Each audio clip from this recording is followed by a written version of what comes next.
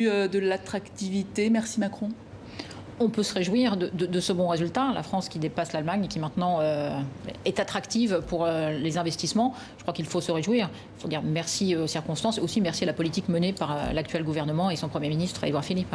Revenons à présent sur l'actualité, l'autre actualité de ces derniers jours, l'échec des Républicains aux européennes. C'était prévisible, me direz-vous? Prévisible, sans doute. À ce niveau-là, peut-être pas.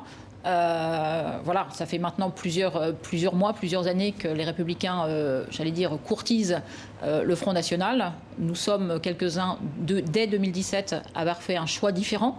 C'est ce que vous avez fait un choix très différent. Tout d'abord avec un premier acte. Les députés qui ont été élus en juin 2017 ont fait le choix tout de suite pour accompagner Emmanuel Macron, parce que le danger de la montée des populistes, il date aussi de cette élection présidentielle, d'accompagner pour que la France réussisse Emmanuel Macron, qui a fait le choix de nommer Premier ministre l'un des nôtres. Donc nous avons formé ce groupe parlementaire qui s'appelait Les Constructifs pour aboutir à la construction de notre parti politique qui s'appelle Agir la droite constructive, qui est bien la droite modérée, libérale, sociale, humaniste et pro-européenne, qui a souhaité accompagner le MoDem, le Parti radical et la République en marche dans cette élection européenne de dimanche dernier. Alors vous avez quitté les Républicains donc il y a un an, clairement, à cause de Laurent Wauquiez. Qu'est-ce que vous lui reprochiez à l'époque? Très clairement, moi j'ai adhéré au RPR à l'âge de 15 ans. J'ai beaucoup apprécié la création de l'UMP. L'UMP était un parti de rassemblement. En juin 2017, en mai 2017, pardon, notre parti politique n'a même pas été présent au deuxième tour des élections présidentielles, alors que nous devions gagner, d'après toutes les estimations.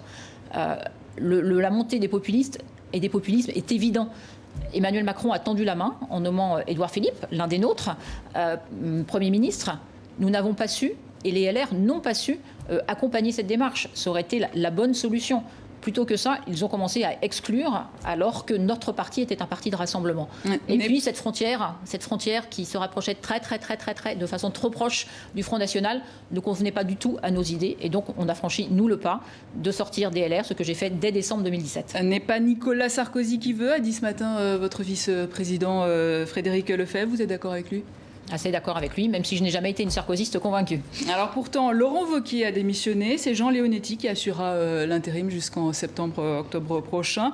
Mais visiblement pas suffisant pour stopper l'hémorragie chez les LR. Que faut-il de plus?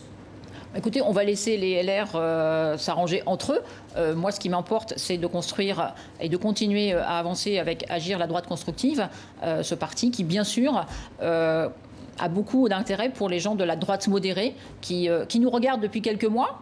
Pour certains d'entre eux, ne croyaient pas à notre démarche et qui aujourd'hui ont compris que effectivement cette ligne non marquée avec le Front National était importante et que les Français ne voulaient plus de ces postures d'opposition systématique. Et c'est bien ce que font les Républicains et notamment à l'Assemblée nationale.